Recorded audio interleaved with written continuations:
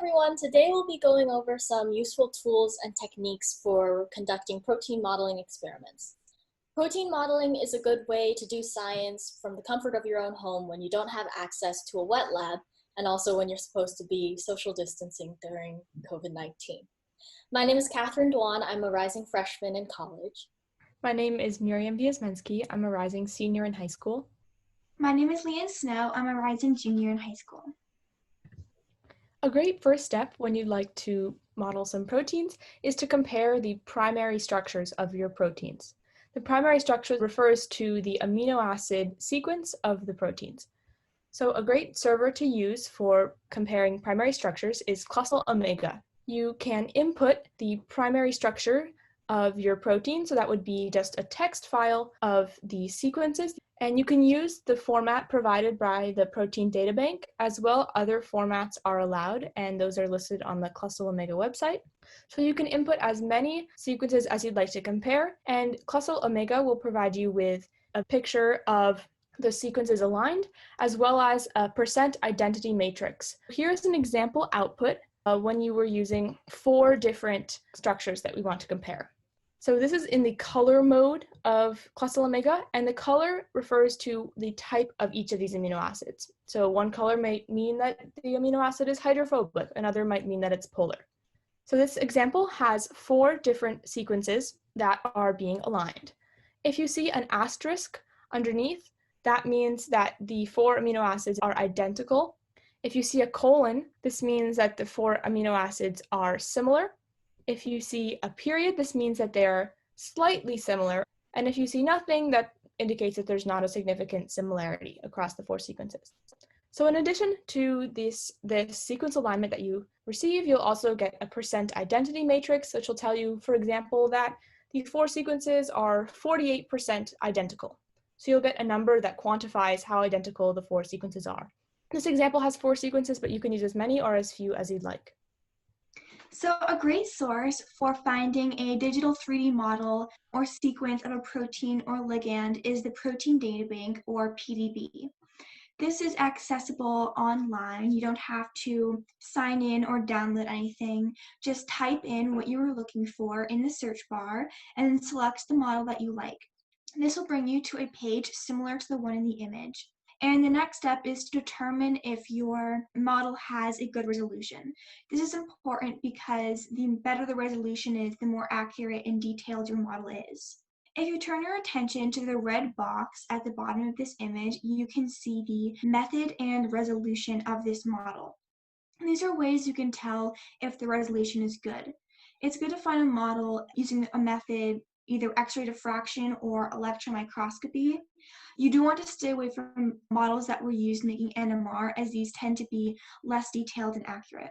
Also, if you look at the resolution, it's good if your model has less than 2.5 angstroms. And next to the red box, you can see a spectrum. And if the spectral lines are more so in the blue than in the red, you can be assured that your model has a good resolution. To use your model in different servers and programs, you can type in the PDB ID, which is what the red arrow is indicating, directly into the server. So the ID for this model in the image is 2DSQ. You can also download the file and open that into the server. And you can just download it by clicking the download file button and then selecting which format you'd like to download it as. Choosing the PDB format is typically a good option. So if you can't find your model on the Protein Databank, a good tool and server to use is Robetta by Baker Labs. Robetta allows you to take a protein's primary structure or amino acid sequence, and it will fold a 3D structure for you. You do need an account to use Robetta, however it is free. This image on the left shows you the user interface that you'll be greeted with when you sign in. All you have to do is enter a name for your protein or job, and then also enter the protein's primary structure or amino acid sequence. You can also choose to upload a FASTA file, which you can download from Uniprot, for example. Generally, we like to leave the first row of the optional section as it is. You can hover over the question marks to get more information and see which ones apply best to your job. We also like to sometimes use this upload PDB template option. You can use this if you're modeling a protein that you know has a homolog that already has a solved structure. For example, if you're looking at a receptor in cats and you already have the solved structure in humans, you can download the human PDB template, upload it here, and it will reduce the time for Robetta to generate a model. Robetta can take anywhere from a couple hours to a couple days to create a structure, and we trust Robetta because it does more than just threading a amino acid sequence onto an already solved structure. It does more calculations that make it more reliable when we want to do other modeling analyses, for example, binding. So once you have your PDB file, whether it be from Robetta or the Protein Data Bank, we like to use UCSF's Chimera software to help familiarize ourselves to the protein.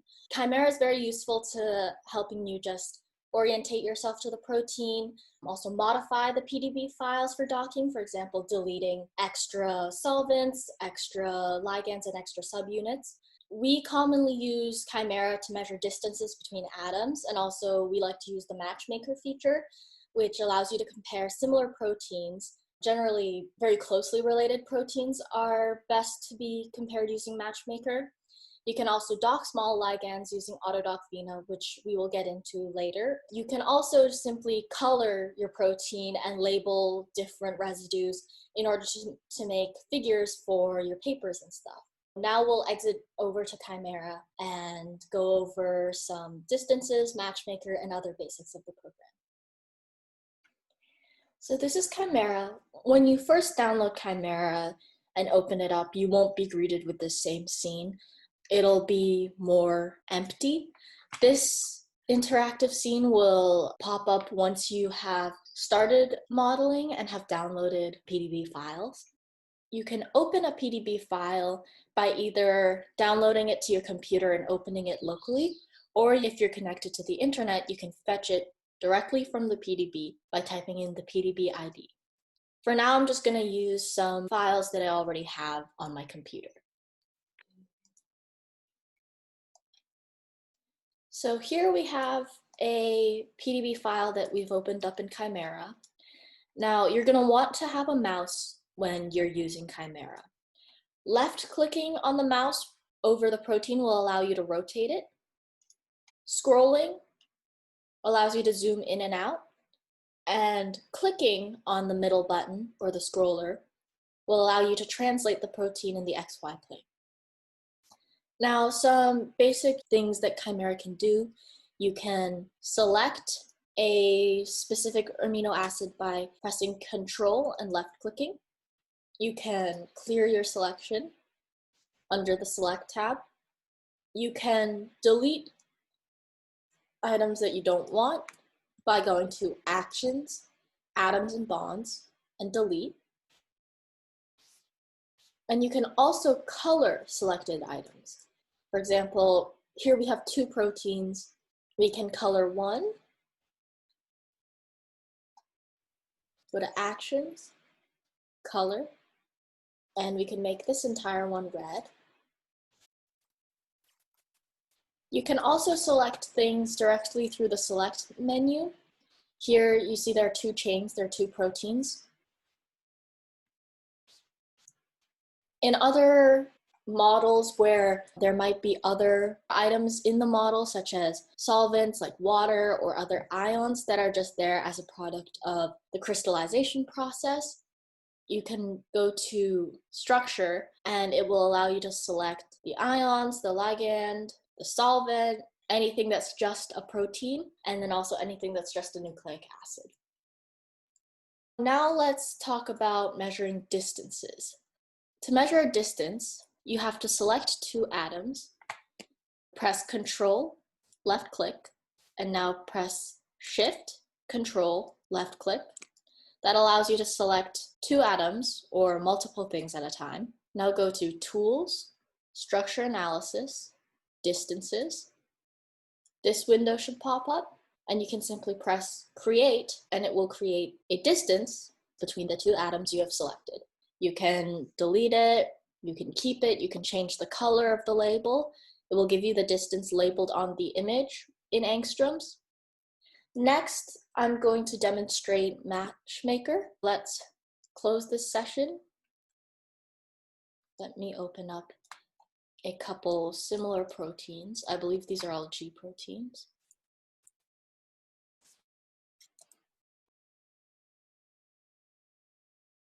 So now we have 3 proteins open. Right now they look like a mess. They're all overlapping each other. What you can do is go to Tools, Structure Comparison, Matchmaker. You have to pick one of them as a reference structure and then select all of them as structures to match. We generally leave everything as defaults, and then you can just click OK, and the computer will do its best to try to line them up. Sometimes it doesn't do a very good job. As you can see here, just by visual inspection, we can see some of this stuff isn't very good at all. What we like to do is just do it again, but we pick a new reference structure. This is much better than what we had before. These active sites on 2 of them are now lined up. The tan one is still slightly wonky. However, you can see this coil is lined up. So we can try just one more time. Selecting the last one as a reference structure. And it gives us a new comparison model. And now we can see this one's slightly better. The active site of the tan one is now closer to the active sites of the purple and the blue one, but it's still not very good. So with Matchmaker, you should take the results with a grain of salt and just use your common sense and see if this is a good match. Then maybe I can go in and analyze where there are big differences. But if it's not a good match, then you'll want to just discard. And yeah, those are the basic tools that we use most often in Chimera. We'll show you a couple different ways that you can bind proteins and a protein and a ligand. As we mentioned before briefly, there's software included in Chimera that allows you to bind very small ligands called autodoc-vena. The ligand must be less than 100 atoms. So you cannot use this for protein-protein docking. It generates multiple models very quickly within a few seconds with their various energy levels. You can download the autodoc-vena software from the Scripps Institute, and there are a number of very good YouTube video tutorials on how to use autodoc-vena that we'll link down in the description. So we're going to be talking about 2 different servers that can bind proteins together. The first is Haddock 2.4, and it is accessible online. You do have to make an account, but this is pretty simple and quick. When you submit a job to Haddock, you have to download a file of your model. And sometimes Haddock will read an error with this because when the models are being made, sometimes duplicate amino acids are added to the sequence. You can easily fix this though by opening up the sequence and manually deleting the duplicates. You are also required to select the specific amino acids that you want involved in the interaction. This is actually really great because the proteins can be bound together in any of their area. However, this really specifies to Haddock where you want the proteins to be bound so that you have a greater chance of finding the exact model that you want. So after you submit your job to Haddock, it'll give you several different models that you can go through. The different models are varied in the different angles and positions that the proteins are bound together. And when you found the one that you like, you can download it and use it in different servers to find more information on it. So ClusPro 2.0 is the other server that we're talking about that can bind proteins together. It is also available online. It is optional to make an account. If you do have to have a government or educational email address. However, if you make an account, your results will be private and you will have access to them for a longer period of time. So when you submit a job to ClusPro, you can select the chain of where you want the proteins to bind. This isn't as specific as Haddock. It's just the general area, not the exact interfaces involved. This does decrease your chance of finding the exact model you would like, but once it docks the proteins together, it also gives you several different models to choose from, so you can go through and find the ones that you like.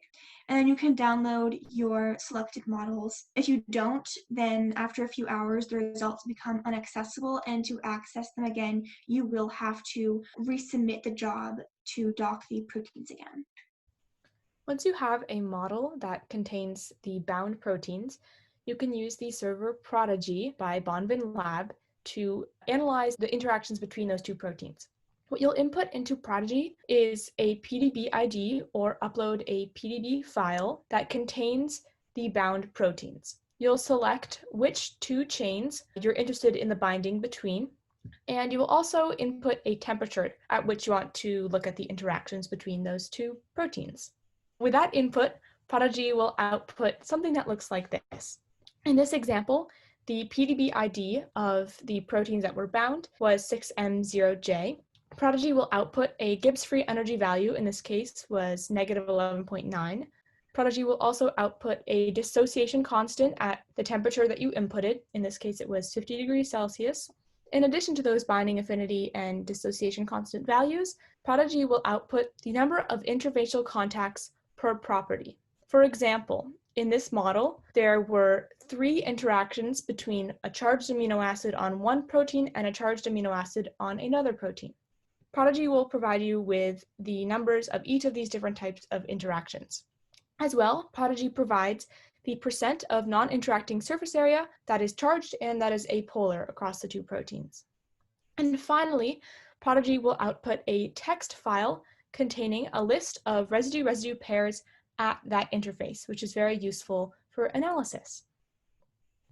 Thank you so much for watching our video, and I hope it was helpful.